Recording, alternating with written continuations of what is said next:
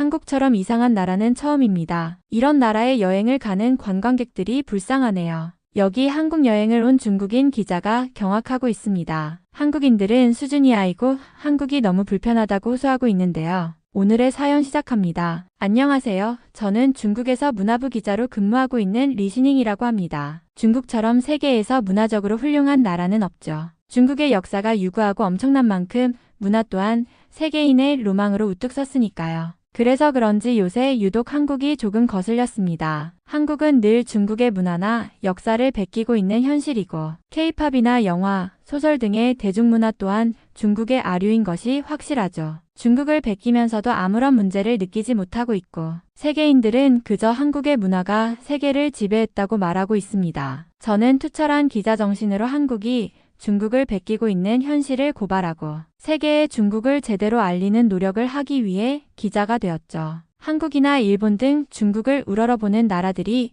문화 강탈을 하는 것을 막으려면 저와 같은 문화부 기자의 역할이 굉장히 중요하다고 생각했으니까요. 그런데 사실 저희 아버지께서는 제가 문화부 기자가 되기보다는 정치부 기자가 되기를 원하셨어요. 아버지께서는 중국 공산당의 간부이신데 역량을 그리 좋은 편이 아니시거든요. 제가 정치부 기자가 되어 정치권의 여러 정보들을 미리 접한다면 아버지에게 도움이 될 것이라 생각했다고 하셨어요. 그런데 저는 아버지만을 돕기보다는 중국인들이 세계에서 보고 있는 피해에 대한 고민을 더욱 하자고 결심했던 것이죠. 그러다가 이번 회의에서 한국에 대한 이야기가 나왔습니다. 한국은 문화 강국으로 인정을 받고 세계적인 상을 모조리 휩쓸고 있는 상황인데 그 배경에는 중국이 있다는 사실을 전해야 한다는 우리의 목소리에 이제는 반드시 힘을 실을 차례라고 생각했거든요. 윗선에서도 한국에 더 이상 빼앗길 수 없다는 말을 했고 중국이 본때를 보여주어야 한다는 말을 했다죠. 한국에 대한 실상을 중국인들이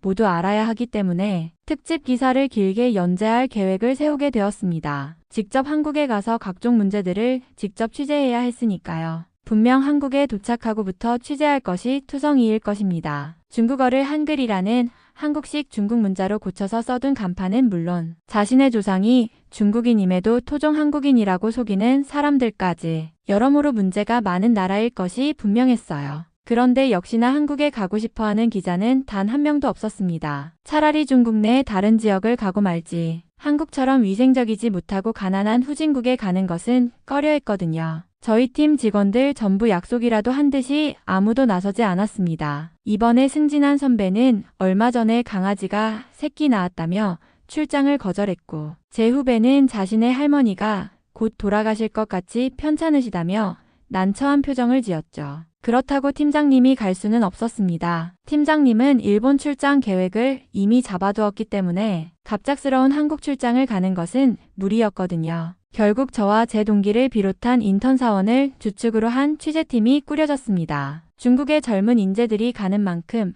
그 실상을 낱낱이 조사해오라고 하시더라고요. 중국의 엘리트들이 한국이라는 위험한 곳에 가는 것이니 피해를 입지 않고 돌아오라는 말씀도 들을 수 있었습니다. 한국은 소매치기가 일상이라서 하루에 3번도 강도를 당할지도 모르는 나라인데다가 그날 소매치기한 물건을 몇 분 뒤 다른 사람이 소매치기를 해가는 경우도 허다해서 너의 물건 나의 물건 개념이 없는 나라라고 하더라고요. 길거리에는 쓰레기를 줍는 청소부조차도 없어서 여기저기 사람들이 싸놓은 배설물이 돌아다녀도 아무도 아랑곳하지 않을 거라고 했습니다. 중국은 인구가 많기 때문에 사람들이 길에 변을 보는 양이 많은 편인데도 청소부들이 일주일 내로 치우는 경우가 많지만 한국은 그럴 인력도 없는 데다가 도로 포장도 되어 있지 않기 때문에 대도시 길거리에서도 흙먼지가 날린다고 하더라고요. 세계 제1의 나라인 중국보다 낙후된 것은 당연하지만 여러 사람들의 소문을 들으니 점점 걱정되기 시작했습니다. 심지어 교통이 발달되어 있지 않기 때문에 약간의 거리에도 이동 시간이 많이 걸린다고 하더라고요. 그래서 회사에서는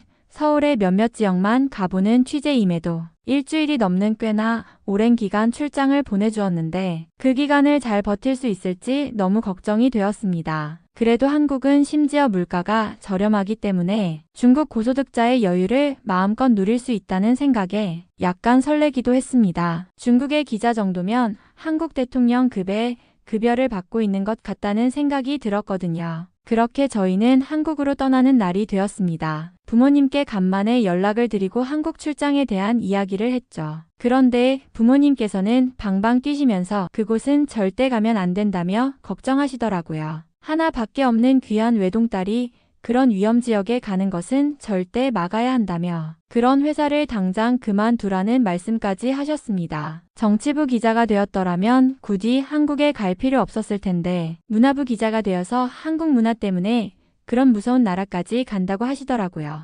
부모님께서는 한국에 대한 온갖 무서운 이야기들을 쏟아내셨습니다. 한국은 원래부터 중국의 범죄자들이 도망쳐 세운 나라이고 그래서 사람들 모두 사기꾼 기질이 있어서 외국인을 보면 무조건 속이려고 한다는 말씀이었습니다. 심지어 예전부터 한국인들은 먹을 것이 없어 나무 껍질을 벗겨 먹었다고 하셨고 지금도 먹을 것이 별로 없어서 지나가는 외국인을 붙잡고 뜯어먹는다는 소문도 들었다며 걱정하셨습니다. 그뿐만이 아니었습니다. 어머니께서는 한국에 가면 절대 물을 마시지 말라고 신신당부하셨습니다. 한국의 수도가는 전부 녹슬어 있어서 물을 마시면 바로 중독된다는 말씀이었습니다. 심지어 한국 사람들은 그 물을 마시고 면역이 생겨서 멀쩡하지만 외국인들은 한 모금만 마셔도 병원 신세를 지게 된다고 하셨습니다. 아버지께서는 한국에는 병원조차 변변한 곳이 없어서 만약 아프면 그냥 중국으로 돌아오는 것이 낫다고 하셨습니다. 한국의 의료 수준이 너무 떨어져서 의사라고 해봐야 제대로 된 교육도 받지 못한 사람들이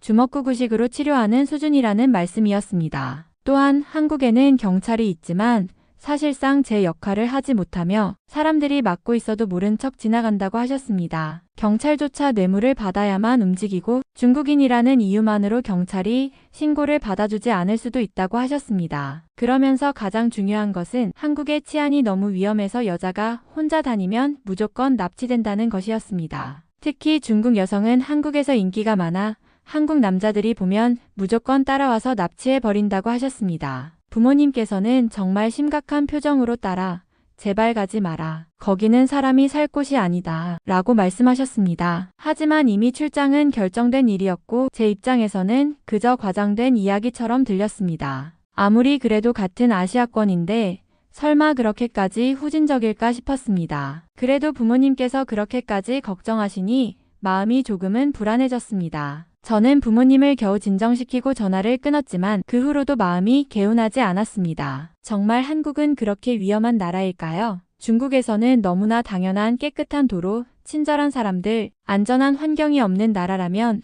도대체 어떻게 사람들이 살고 있는 걸까요? 그런 불안감 속에서 저는 마침내 비행기에 올랐습니다. 비행기가 한국의 인천공항에 착륙하자마자 저는 창밖으로 보이는 풍경을 바라보며 놀라움을 감추지 못했습니다. 활주로는 믿을 수 없을 정도로 깨끗했고 비행기가 다가가는 게이트 주변은 정리정돈이 완벽하게 되어 있었습니다. 공항이 이렇게까지 깔끔할 수 있나?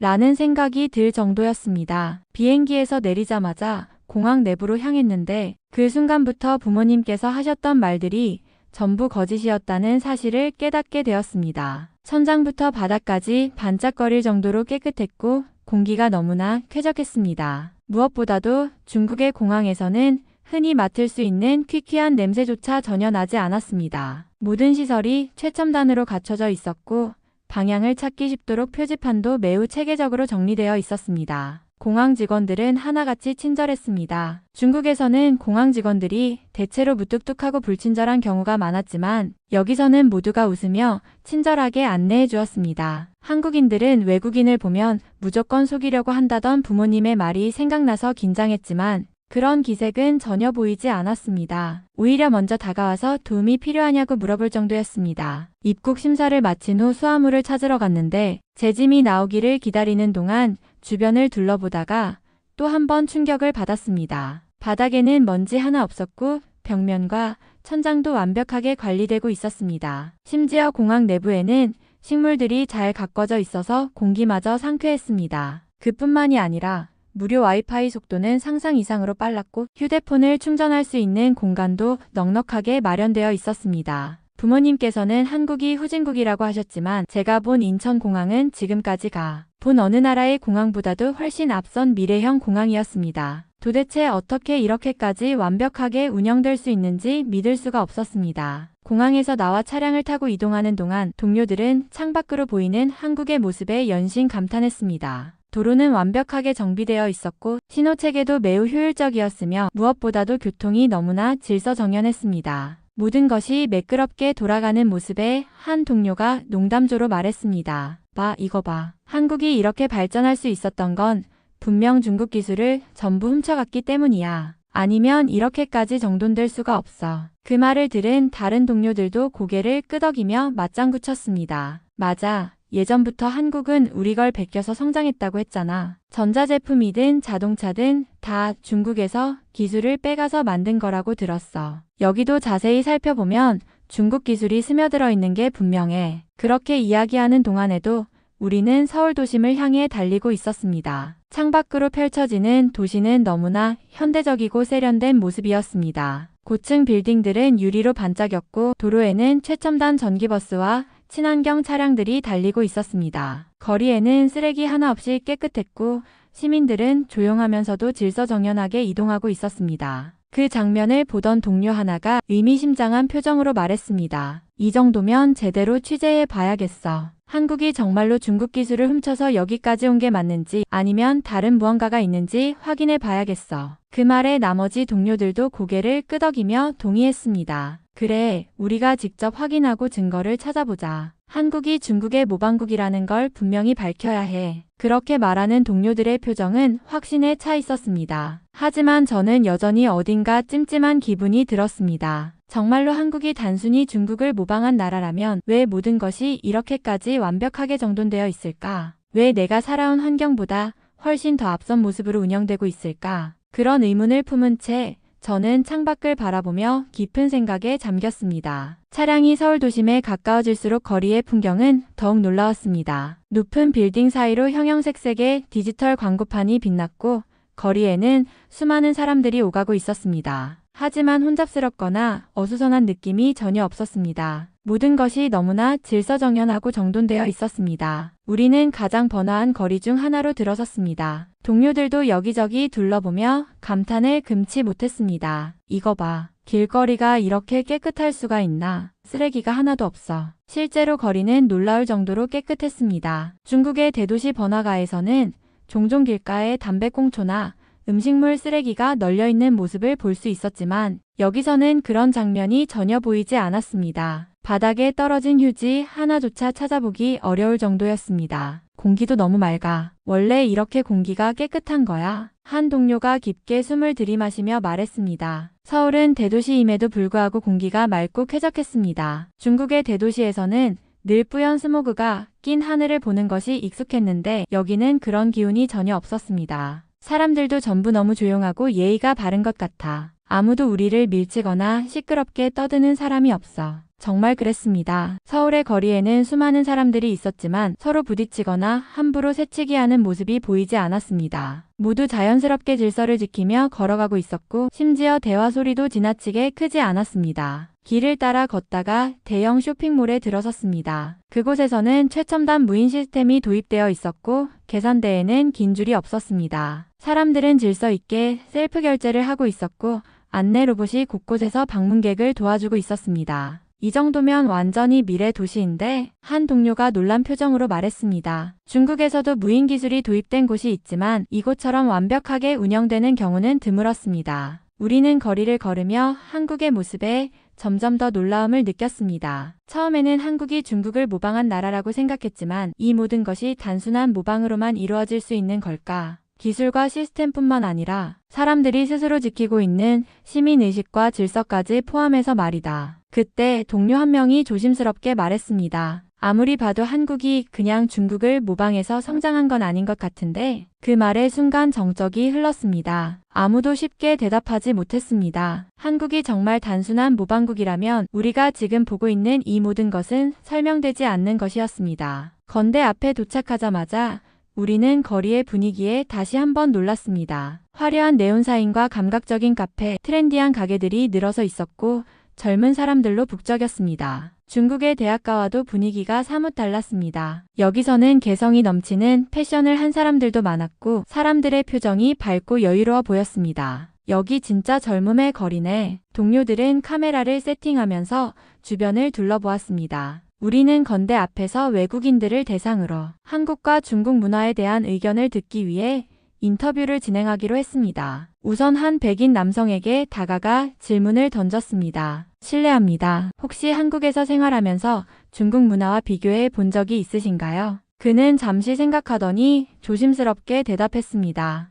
솔직히 말하면 한국이 중국과 비슷한 점도 있겠지만 전반적으로 생활 방식이나 사람들의 태도가 많이 다르다고 느껴요. 예를 들면 한국은 정말 정돈된 느낌이 있어요. 공공장소에서도 사람들이 질서를 잘 지키고 서로 배려하려는 분위기가 강한 것 같아요. 우리는 이어서 한 동남아계 여성에게 같은 질문을 했습니다. 그녀는 밝은 미소를 띠며 대답했습니다. 저는 원래 중국에서도 살아봤고 지금은 한국에서 유학 중이에요. 두 나라 다 매력이 있지만 한국은 확실히 생활이 편리하고 안전하다는 느낌이 들어요. 그리고 중국에서는 외국인이 다소 이질적으로 느껴질 때가 있었는데 한국에서는 외국인도 자연스럽게 어울릴 수 있는 분위기예요. 이번에는 한 중국인 유학생을 인터뷰했습니다. 그는 약간 머뭇거리다가 솔직하게 말했습니다. 저도 한국에 오기 전에는 한국이 중국을 따라 했다고 생각했어요. 그런데 와서 보니까 오히려 정반대였어요. 특히 기술이나 시스템은 한국이 훨씬 앞서 있는 느낌이 들었고 무엇보다도 시민의식이 정말 다르더라고요. 예를 들어 지하철에서 사람들이 조용하게 질서를 지키는 모습은 중국에서는 쉽게 보기 힘든 광경이에요. 그의 말에 동료들은 미묘한 표정을 지었습니다. 우리는 취재를 통해 한국을 단순히 중국을 모방한 나라로 규정하기에는 어려운 부분이 많다는 것을 느끼기 시작했습니다. 취재를 마친 후 동료 중 한 명이 작은 목소리로 말했습니다. 솔직히 우리도 한국을 오기 전까지는 다르게 생각했었잖아. 그런데 지금 와서 보니까 정말 한국이 중국의 모방국이라고 말할 수 있을까? 이제 우리의 시선은 점점 달라지고 있었습니다. 우리가 알고 있던 한국의 이미지와 실제로 본 한국은 너무나도 달랐습니다. 우리는 길을 걷다가 우연히 한국에서 유학 중이라는 한 중국인 남성을 만나 인터뷰를 요청했습니다. 그는 처음에는 조심스러워 보였지만 한국에서의 경험을 묻자 한숨을 쉬며 말을 이어갔습니다. 솔직히 말하면 한국에서 중국인의 이미지가 그리 좋지는 않아요. 저도 여기서 유학하면서 여러 번 그걸 느꼈죠. 우리 중 한 명이 놀란 표정으로 물었습니다. 정말요? 한국에서는 외국인을 다 친절하게 대해준다고 들었는데 중국인에 대한 인식이 안 좋은 이유가 있나요? 그는 씁쓸하게 웃으며 고개를 끄덕였습니다. 네, 한국 사람들이 외국인들에게 친절한 건 맞아요. 그런데 중국인들 때문에 피해를 본 경험이 많은 사람들도 많아요. 예를 들어 관광지나 유학원에서 중국인들이 시끄럽게 떠들고 질서를 지키지 않는 경우가 많았어요. 특히 일부 중국 관광객들이 공공장소에서 무례하게 행동하거나 심지어 물건을 훔치거나 사기를 치는 일도 있었어요. 이런 일이 반복되다 보니까 한국 사람들 사이에서 중국인들에 대한 이미지가 점점 나빠진 거죠. 우리 일행은 순간 말문이 막혔습니다. 그는 잠시 생각하더니 덧붙였습니다. 저도 여기서 유학하고 취업 준비를 하면서 그 영향을 많이 받았어요. 이력서에 중국인이라고 쓰면 면접도 보지 않고 탈락하는 경우가 많았어요. 처음엔 그냥 경쟁이 심해서 그런 줄 알았는데 나중에 알게 된 건 일부 중국인들이 한국 회사에서 문제를 일으킨 사례가 많다는 거였어요. 갑자기 출근을 안 하거나 계약을 어기고 무단으로 떠나버리는 경우도 있었대요. 그래서 중국인 지원자를 아예 안 뽑으려는 기업들도 많아졌다고 하더라고요. 그의 말에 우리 일행은 서로 눈을 마주쳤습니다. 그동안 한국에서 중국인이 차별받는다고만 생각했는데 그 이면에는 이런 배경이 있다는 것이 충격적이었습니다. 그는 마지막으로 조용히 덧붙였습니다. 저는 한국에서 좋은 사람들도 많이 만났고 이 나라에서 계속 살고 싶어요. 그런데 솔직히 말하면 제발 다른 중국인들도 한국에서 좀 더 책임감 있게 행동했으면 좋겠어요. 그러면 우리 같은 평범한 중국인들이 괜한 오해를 받지 않아도 되잖아요. 그의 말이 머릿속을 떠나지 않았습니다. 우리가 몰랐던 또 다른 현실이 눈앞에 펼쳐지고 있었습니다. 그 이야기를 들은 후 우리는 자연스럽게 서로의 얼굴을 바라보았습니다. 모두가 충격을 받은 표정이었습니다. 우리도 아까 지하철에서 엄청 떠들면서 왔잖아. 한 동료가 조심스럽게 말했습니다. 그러고 보니까 한국 사람들이 이상하게 쳐다보긴 했어. 다른 동료도 동의하며 고개를 끄덕였습니다. 그때는 그냥 우리한테 관심이 많아서 그런 줄 알았는데 잠시 정적이 흘렀습니다. 누군가는 멋쩍게 웃었고 또 누군가는 곰곰이 생각에 잠긴 듯 보였습니다. 하지만 이내 분위기는 가벼워졌습니다. 그래도 그게 그렇게 큰 문제야? 한 동료가 어깨를 으쓱이며 말했습니다. 솔직히 말해서 중국에서는 다 그렇게 하잖아. 지하철에서 시끄럽게 떠드는 건 당연한 거고 조용하면 오히려 더 어색하지 않아. 다른 동료도 맞장구 쳤습니다. 맞아. 사람이 사는 맛이 나려면 떠들어야지. 그리고 무단결근 같은 것도 솔직히 중국에서는 크게 문제되는 일도 아니고 어차피 회사에서도 다 이해해주는 분위기잖아. 그렇지. 중국에서는 사정이 있으면 출근을 안 하는 경우도 많고 하루 이틀 지나면 그냥 넘어가는 경우도 흔한데 한국에서는 그게 문제라는 거네. 근데 솔직히 한국이 너무 빡빡한 거 아니야? 우리 기준에서는 그냥 유연하게 넘어갈 수도 있는 일들을 한국에서는 너무 심각하게 받아들이는 것 같기도 하고. 우리는 이런저런 의견을 나누며 다시 걸어가기 시작했습니다. 물론 한국에서 중국인의 이미지가 좋지 않은 이유를 조금은 이해할 수 있었지만 그렇다고 해서 우리가 당장 한국식으로 행동할 필요가 있을까 하는 생각도 들었습니다. 문화가 다를 뿐인데 너무 예민하게 반응하는 것도 문제 아닌가 싶었습니다. 그렇게 우리는 각자 생각에 잠긴 채 다음 취재 장소로 발걸음을 옮겼습니다. 이태원에 도착하자 거리는 다소 시끄럽고 활기차며 다양한 국적의 사람들이 오고 갔습니다. 분위기가 독특하게 느껴졌고 여러 문화가 공존하는 공간에서 취재를 시작하기로 했습니다. 우리는 먼저 테라스에 앉아 커피를 마시고 있던 유럽인들에게 다가가 취재를 요청했습니다. 중국 문화가 한국 문화보다 우월하다고 알려져 있는데 왜 한국 문화를 선호하시는지 궁금합니다.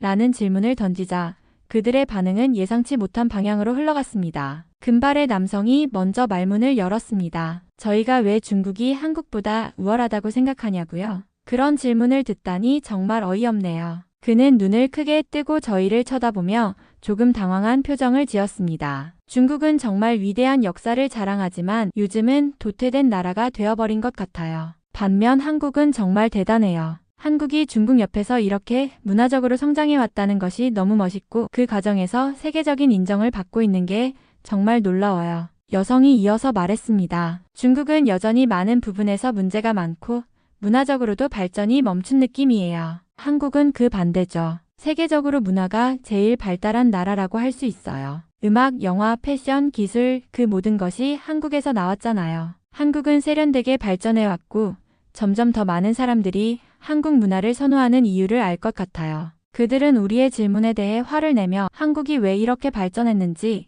그들이 어떻게 세계를 이끌고 있는지를 강조했습니다. 한국이 이렇게 훌륭하게 성장한 것은 정말 대단한 일이죠. 반면 중국은 점점 더 도태되고 있다고 생각해요. 한국은 더 나은 미래를 향해 나아가고 있습니다. 그들의 반응은 충격적이었습니다. 우리가 생각했던 것과는 전혀 다른 시각이었고 예상치 못한 강한 반응에 놀랐습니다. 중국 문화가 한국 문화보다 우월하다고 믿고 있던 저희는 그들의 말을 들으며 점점 더 많은 생각을 하게 되었습니다. 정말 이렇게 생각하시나요? 우리가 다시 물어보자 그들은 고개를 끄덕이며 한마디를 덧붙였습니다. 네, 한국이 훨씬 더 발전적이고 그 문화의 영향을 전 세계로 퍼뜨리고 있는 사실은 부정할 수 없어요. 우리는 그들의 말에 잠시 말이 없었습니다. 예상치 못한 반응과 그들의 강한 주장에 이 취재가 새로운 방향으로 흘러가고 있다는 사실을 깨달았습니다. 그 후 우리는 유럽인들과 대화를 계속 이어나갔습니다. 대화가 자연스럽게 한국의 대중문화, 특히 K-팝에 대한 이야기로 흘러갔습니다. K-팝 정말 대단하죠. 전 세계에서 다들 따라 부르고 춤을 추고 있어요. 한 남성이 말했습니다. 그게 단순히 음악뿐만 아니라 한국의 문화와 창의성을 전 세계에 전파하는 데 큰 역할을 했어요. 여성도 덧붙였습니다. 그리고 한국 음식도 너무 맛있어요. 한식을 처음 접했을 때 정말 놀랐어요. 김치, 불고기, 비빔밥 모두 다 맛있고 특별해요. 한국 음식은 너무 매력적이에요. 한국어도 멋지죠. 한글은 정말 효율적이고 독특해요. 또 다른 남성이 말하며 미소를 지었습니다. 이렇게 많은 사람들이 한국어를 배우고 있다는 사실이 대단하죠. 그리고 한국의 기술도 정말 최고예요. 이들은 한국에 대해 이야기할 때 눈빛이 반짝였고 그들의 말 속에서 진심 어린 관심이 느껴졌습니다. 그러면서 한 유럽인 친구가 말을 이었습니다. 사실 중국에 대해서 이야기하는 건 너무 이상해요. 제가 아는 유럽 사람들 중에 중국에 대해 관심을 가진 사람은 거의 없었어요. 오히려 한국에 대한 관심은 정말 많아요. 중국은 그저 과거의 영광에만 집중하는 것 같고 이제는 그 나라 자체가 발전이 멈춘 느낌이에요. 그 말을 들은 다른 유럽인은 한숨을 쉬며 말했습니다. 맞아요. 중국인들이 스스로 그 사실을 깨달아야 해요. 문화나 사회적 발전 모두 한국이 훨씬 앞서가고 있다는 걸 인정해야 한다고 생각해요. 그 순간 우리는 말문이 막혔습니다. 중국에 대한 그들의 시각은 우리가 예상했던 것과는 전혀 다른 방향이었고 그들의 이야기는 충격적이었습니다. 사실 우리는 중국에서 자주 듣던 이야기를 그대로 믿고 있었기 때문에 그들의 의견을 듣고 나니 마음이 복잡해졌습니다. 중국인들이 실제로 한국을 바라보는 시각과 유럽인들이 보는 시각 사이에 큰 차이가 있다는 것을 깨달은 순간이었습니다. 한국은 정말 많은 것을 이루었고 그게 그 나라를 대단하게 만드는 것 같아요. 유럽인들은 여전히 한국에 대한 찬사를 아끼지 않았습니다. 한국의 발전은 단순히 경제적인 것만이 아니라 문화적으로도 그 나라를 특별하게 만든다고 생각해요. 이 대화를 통해 우리는 중국인으로서 겪어온 문화적 시각이 얼마나 제한적일 수 있는지를 느꼈습니다. 유럽인들이 바라보는 한국과 중국에 대한 생각은 그동안 우리가 느끼고 있었던 것과 전혀 다른 세계를 보여주었고 그것이 우리에게 큰 충격을 안겨주었습니다. 결국 우리는 회사에서 원하는 대로 제대로 된 취재를 하지 못했습니다. 우리의 목표는 한국에서 중국이 더 우수하다고 주장하는 사람을 찾아내는 것이었지만 한 명도 그런 사람을 찾을 수 없었습니다. 오히려 한국 사람들은 자신들의 문화를 자랑스러워하며 자신들의 성취와 발전을 전 세계에 자랑하고 있었습니다. 심지어 우리와의 대화에서 한국이 어떻게 중국의 영향을 받지 않고 독립적인 길을 걸어왔는지에 대한 이야기까지 나누었죠. 그들은 한국이 문화적으로나 경제적으로 독자적인 성장을 이룩한 나라라고 자부하고 있었습니다. 취재가 끝난 후 우리는 모든 것을 되돌아보며 심각하게 이야기를 나누었습니다. 이번 취재를 통해 우리는 사실 한국이 중국보다 더 앞서가고 있다는 것을 인정하게 되었습니다. 문화적으로, 경제적으로, 그리고 사람들의 삶의 질에 이르기까지 한국은 우리가 알고 있던 중국과는 너무나 다른 수준을 보여주었습니다. 솔직히 말해서 이제 우리도 중국이 한국을 따라잡을 수 없다는 걸 인정해야 하지 않을까? 한 동료가 조심스럽게 말을 꺼냈습니다. 맞아. 우리가 그동안 중국은 여전히 세계를 이끄는 국가라고 믿고 있었지만 한국은 이미 문화적으로든 경제적으로든 모든 면에서 우리가 예상한 것보다 훨씬 앞서 있었어. 다른 동료가 이어서 말했습니다. 한국은 정말 대단해. 나는 깊은 한숨을 쉬며 고백했습니다. 우리가 그동안 중국만 바라보고 있었는데 이제 보니 한국은 그동안 우리가 생각했던 것보다 훨씬 발전했고 그들이 가진 문화와 기술력은 우리가 상상한 것보다 훨씬 앞선 것 같아. 그렇습니다. 한국은 정말로 우리 중국을 문화적으로든 경제적으로든 넘어섰습니다. 우리가 가진 자부심이 점차 무너져가는 것을 느끼며 우리는 결국 한국에게 이미 밀려나 있다는 사실을 받아들일 수밖에 없었습니다. 그동안 우리는 한국을 무시하거나 그들의 성취를 과소평가했던 것 같습니다. 그러나 이번 취재를 통해 우리는 그들의 노력과 성과를 인정할 수밖에 없었습니다. 그리고 결국 우리는 중국이 이제 한국에 뒤처져 있다는 사실을 인정해야 한다는 결론에 도달했습니다. 과거에는 중국이 세계를 이끌 것이라 믿었지만 이제는 한국이 그 자리를 차지하고 있다는 현실을 받아들여야 했습니다. 회사에 돌아갔을 때 우리는 취재가 실패했다는 사실을 곧바로 보고해야 했습니다. 하지만 예상했던 대로 선배들의 반응은 상상 이상이었습니다. 한국에 가지 않은 선배들은 우리를 보고 한국에서 뭐 배울 게 있겠냐며 비웃었고 그렇게 돈만 날리고 왔냐? 는 말로 저희에게 윽박을 질렀습니다. 선배들은 우리가 제대로 취재를 해오지 못했다고 생각하며 그동안 자신들이 보내지 않은 출장에 대해 고리타분한 말도 마다하지 않았습니다. 이렇게 허무하게 돌아올 거면 애초에 왜 갔냐? 는 말과 함께 선배들의 눈빛은 날카로웠습니다. 그들은 우리가 한국에서 겪은 사실들을 이해하려는 노력조차 하지 않았습니다. 그저 우리가 실패했다고만 생각하며 그 실패가 우리가 준비가 부족했기 때문이라고 단정짓고 있었죠. 그리고 그들은 결국 우리에게 한국처럼 후진국에서 무슨 배울 게 있겠냐며 비난을 쏟아냈습니다. 그들의 말은 하나의 대명사처럼 우리가 한국에서 겪은 현실을 완전히 무시한 채 그냥 지나쳤습니다. 그들은 한국이 발전한 나라라는 것을 인정할 생각조차 하지 않았고 그저 우리가 중국보다 못한 나라에서 취재를 했다는 이유로 우리를 한순간에 무시해버렸습니다. 결국 그 후폭풍은 상상을 초월했습니다. 취재 실패의 책임이 전적으로 우리에게 돌아갔고 대부분의 팀원들은 기자라는 직책에서 물러나 다른 부서로 좌천되었으며 일부는 퇴사까지 하게 되었습니다. 회사 내에서는 그 일을 계기로 우리를 불신하는 분위기가 퍼졌고 결과적으로 우리의 커리어는 큰 타격을 입었습니다. 그날 이후로 한국에서 겪은 일들은 마치 꿈처럼 느껴졌습니다. 우리는 한국에서 배운 많은 것들을 회사에 전하고 싶었지만 회사는 그 모든 것을 무시하고 한국에 대해 전혀 이해하지 않으려 했습니다. 오히려 그들의 고정관념이 더욱 확고해져만 갔고 우리는 그 안에서 점차 밀려났습니다. 결국 저는 중국에서는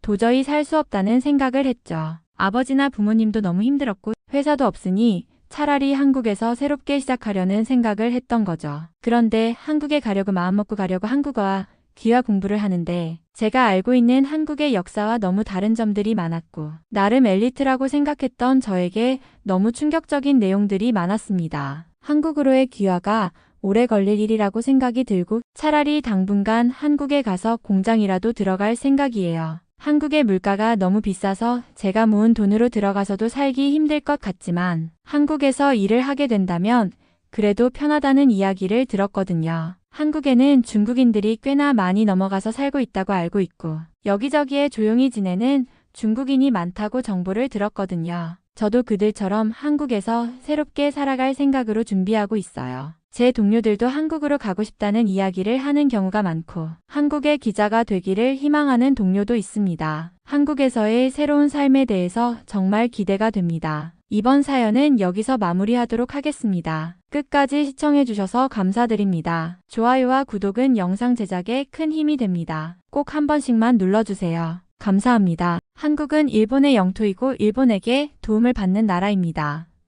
한국은 일본이 없었다면 아직도 소달구지를 타고 다녔을 겁니다. 이봐 학생, 일본은 원래 한국인들이 개척한 한국 땅과 다름이 없어. 여기 한 일본인 대학생과 교수 사이에 실랑이가 벌어지고 있습니다. 학생의 얼토당토 않은 주장에 교수가 학생을 크게 꾸짖고 있는데요. 오늘의 사연 시작합니다. 안녕하세요. 저는 일본인 대학생 모모나라고 합니다. 현재 미국 유학을 와서 세계 문화학을 배우고 있죠. 어린 시절부터 일본 문화에 대해 관심이 많았고 대일본 문화가 세계에 지대한 공헌을 하였다는 사실을 들었을 때에 가슴이 설렜는데요. 이러한 저의 생각은 할아버지와 아버지의 영향을 많이 받았죠. 할아버지께서는 일본의 여러 물건들을 세계에 수출하는 일을 하셨고 아버지께서 할아버지를 도와 그 일을 하시면서 가업을 키우셨거든요. 일본의 소니와 사뇨 등 정말 훌륭한 제품들을 수출했고 그런 제품들을 유럽인과 미국인들이 사용하는 것을 볼 때에 정말 희열을 느끼셨다고 해요. 저는 태어나기도 전의 일이라서 저는 혜택을 누리지 못했지만 아버지는 정말 부유하게 젊은 시절을 보내셨고 덕분에 나이 차이가 7살이나 나는 부잣집 여성이던 저희 엄마를 만나게 되셨죠. 저희 큰오빠의 어린 시절까지만 해도 저희 집은 최고급 자동차 2대가 세워져 있었고 오사카에서 저희 집 모르면 간첩이라는 소리가 있을 정도로 굉장한 부잣집이었습니다.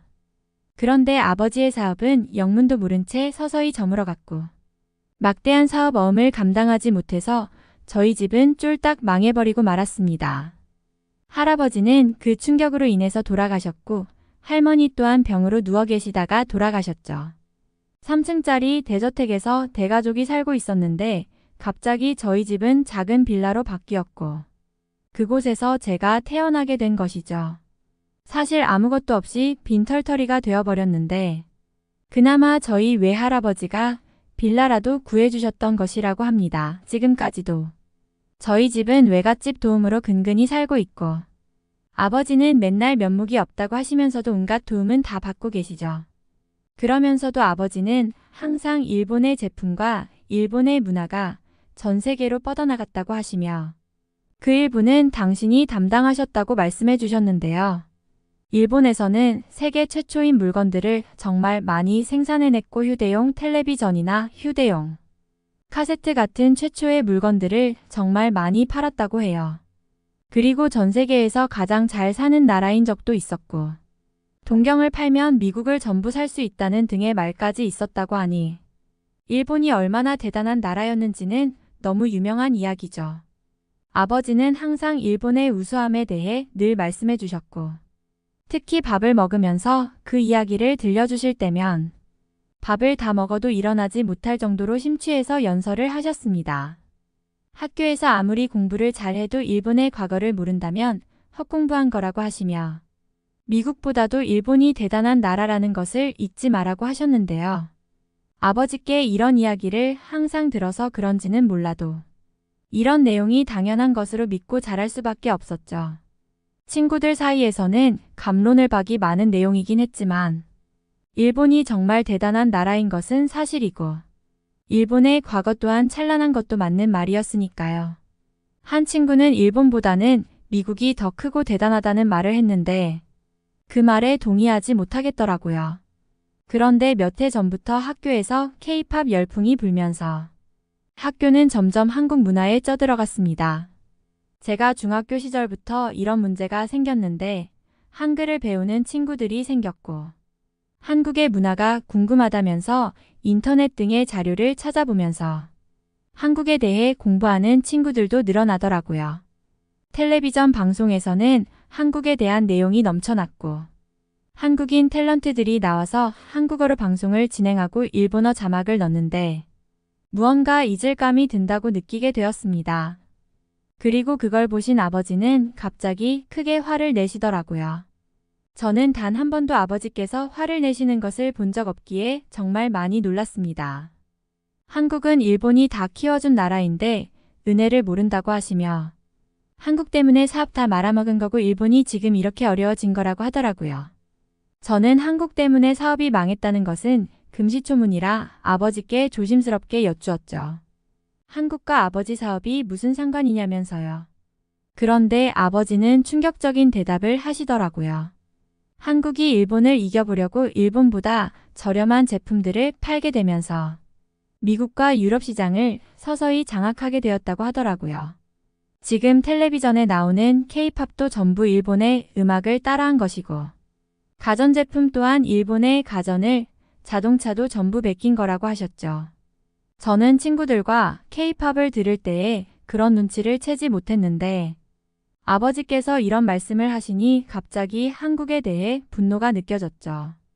아버지의 사업만 망하지 않았더라면 저 또한 풍요롭게 어린 시절을 보냈을 것이고 지금 막노동을 다니는 작은 오빠와 공부를 잘해서 박사까지 하고 싶었지만 결국 하지 못한 큰 오빠 또한 전부 행복한 생활을 했을 것이 분명하니까요. 심지어 지금 엄마는 나이가 있으신데도 공장에 다니시는데 그 모든 불행이 한국에서 왔다는 것이 너무나 화가 나더라고요. 그러면서 저는 일본 문화를 다시 부흥시키고 싶다는 생각을 하게 되었고 대학교 또한 외국으로 가자는 결심까지 하게 되었습니다. 집안 형편은 어려웠지만 저는 고등학교 시절 영어를 정말 열심히 공부했고 재수를 하긴 했지만 미국의 대학교에 입학할 수 있었죠. 그리고 제가 가장 원하던 세계문화학과에 입학해서 공부를 하게 되었는데 실제 아버지의 말씀대로 일본이라는 나라를 모르는 학생이 없을 정도로 일본에 대해서 관심을 많이 가져주더라고요. 그런데 한 가지 문제가 있었습니다. 저와 같은 학과에 한국인 친구 영지가 있었고 영지가 한국인이라고 하자 저보다도 영지에게 더 많은 친구들이 관심을 가졌으니까요. K-팝은 물론이고 한국의 음식 문화, 고등학교 문화 등 정말 모든 것들에 관심을 가지고 물어보는데 무언가 씁쓸했습니다. 제 앞에서 일본보다 한국에 대해서 관심이 많다고 하면서 일본과 한국의 관계에 대해 물어보기까지 하더라고요.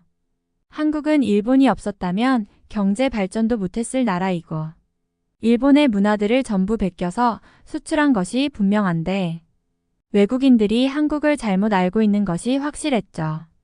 저는 여기저기에서 일본이 한국의 원조격인 국가라고 주장했지만 오히려 저를 바보 취급하면서 무시하는데 정말 억울하고 분통했습니다.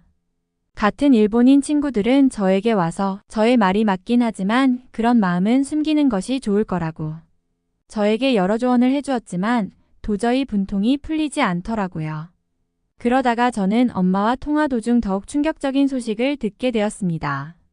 외할아버지께서 어릴 때인 벌써 80년 전에 한국에 가서 지내시다가 일본이 패배하면서 쫓겨왔는데 그때 축적한 재산들을 전부 한국에 두고 왔고 일본에 돌아와서는 너무 가난해서 고생을 많이 하셨다며 한국은 일본 것들을 전부 빼앗는 나라이니 한국인 친구가 있거든 친해지지 말라고 하셨죠. 저는 외할아버지의 집안이 가난했지만 외할아버지께서 작은 공장부터 시작하셔서 점차 집안을 일으켰다고 들었는데 한국의 재산을 전부 빼앗겼기 때문에 그 고생을 하신 줄은 꿈에도 몰랐습니다. 저 한국인 영지는 저의 외할아버지 재산을 빼앗은 것도 모자라서 아버지 사업도 망하게 했고 일본 전체의 경제위기까지 안겨준 한국인이라는 사실에 정말 치가 떨리더라고요.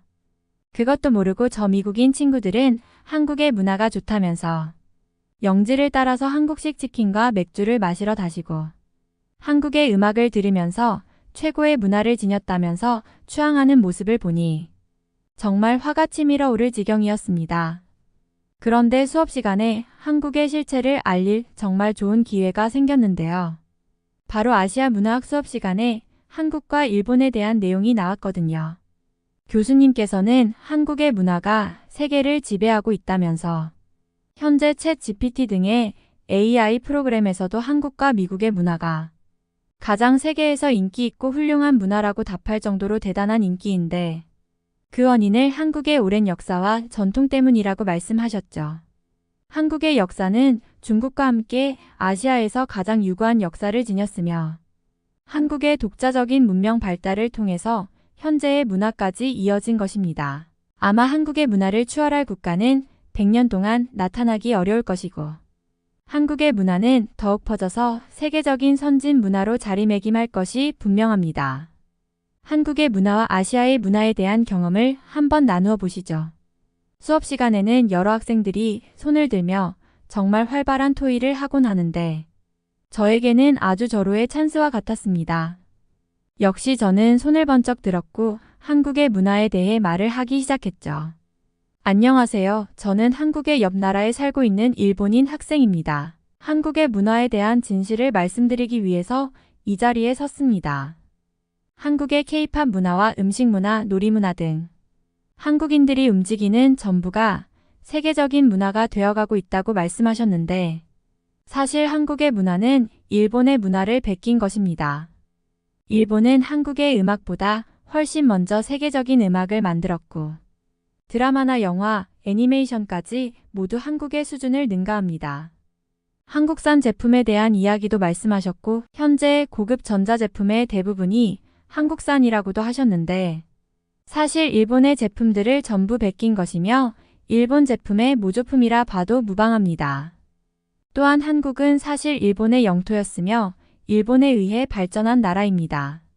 아시아의 문화를 말할 때에 일본 문화를 가장 먼저 말해야 되는 것은 말할 필요도 없고 일본 문화의 아류가 한국 문화라고 정정해야 할 것입니다.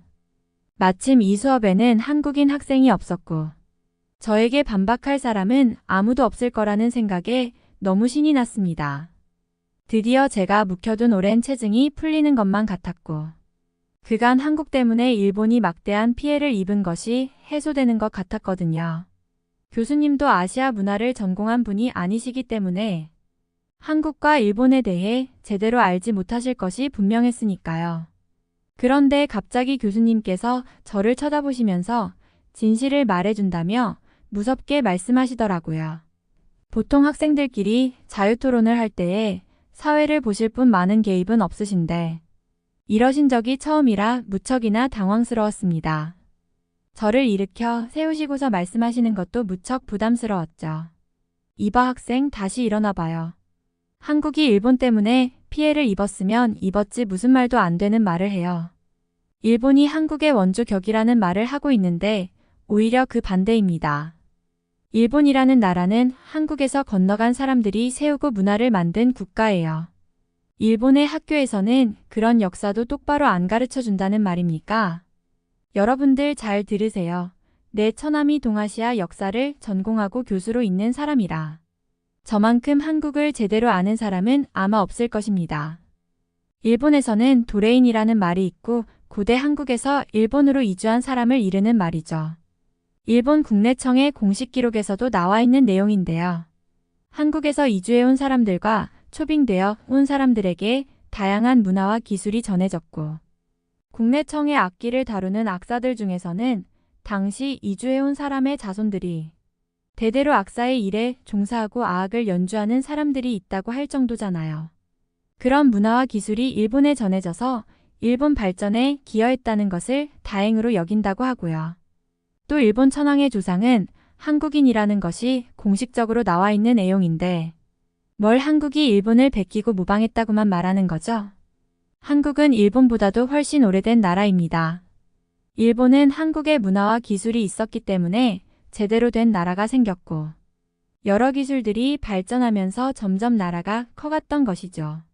일본은 기후도 좋고 섬지역이라서 침략을 받지 않은 나라이기 때문에 안정적인 인구수가 유지되었고 한국을 추월할 수 있었던 것이지 결코 한국의 문화나 문명을 따라잡거나 넘길 수는 없습니다. 일본인들 중에서는 한국을 일본의 조상이라고 여기는 사람들도 있다고 들었는데 여기 계신 일본인 학생은 생각이 다른가 보군요. 저는 살면서 처음 들어보는 얼토당토 않은 말에 너무나 황당무계했습니다. 분명 한국이 거짓말을 하면서 일본에 피해를 준 것을 속이며 오직 동아시아 학계에서는 한국만의 손해를 연구하는 것이 분명했죠. 저희 가족은 한국에 의해 많은 피해를 보았습니다.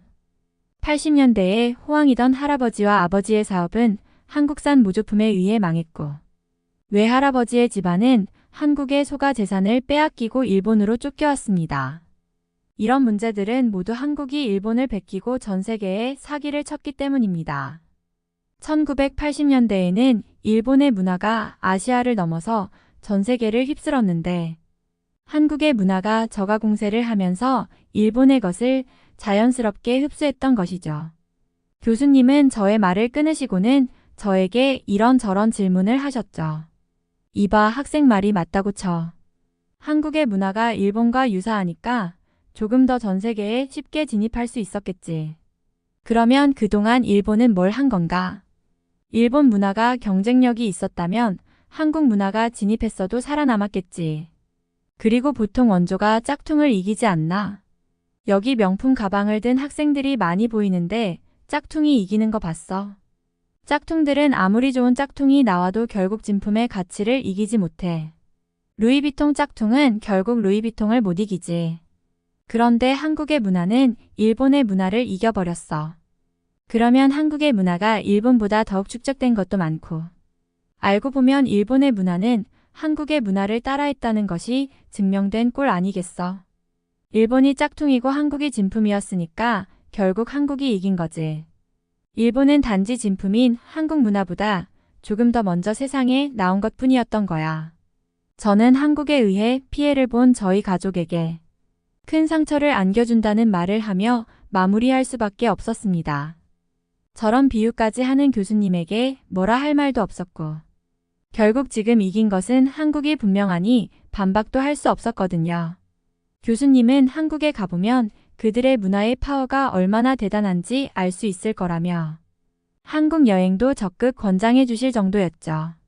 미국 하버드대 교수인 조지프 나이가 소프트 파워라는 말을 했는데 군사력과 경제 제재 등 위협과 강제를 할 수 있는 힘이 하드 파워라면 강제보다는 사람들을 끌어들이고 설득하며 호감을 사는 능력이 소프트 파워입니다. 한국은 그런 소프트 파워가 아주 엄청난 나라입니다. 아마 세계에서 소프트 파워 랭킹으로는 1위 수준에 머물지 않을까 생각될 정도이죠. 한국이라는 나라의 이미지는 전 세계인들이 호감을 가지고 바라보고 있으며 그들의 문화를 동경하고 즐기며 함께 하고 싶어 하죠. 무섭고 강력한 힘이 아닌 마음의 부드러움으로 호감을 얻는 한국은 정말 꼭 가봐야 하는 나라이고 본받을 나라입니다. 젊은 시절에 한국 여행 가본 사람과 가보지 않은 사람은 나이가 들어서 분명히 다를 것이라 확신합니다. 저는 결국 미국 학생들에게 조롱이나 받으면서 학교를 다니게 되었습니다. 한국과 가까운 일본에 살면서 한국에 가본 적도 없냐면서 괜히 비웃음거리나 되어버렸거든요. 미국에는 일본의 문화보다 한국을 좋아하는 학생들이 워낙 많고 한국 문화에 대한 절대적인 지지를 표하는 사람들이 너무 많아졌어요. 아무래도 일본의 문화가 한국을 영원히 따라잡을 수 없을지도 모르겠더라고요.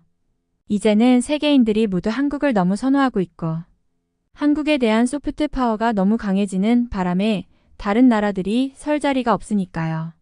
이번 사연은 여기서 마무리하도록 하겠습니다. 끝까지 시청해주셔서 감사드립니다. 좋아요와 구독은 영상 제작에 큰 힘이 됩니다. 꼭 한 번씩만 눌러주세요. 감사합니다.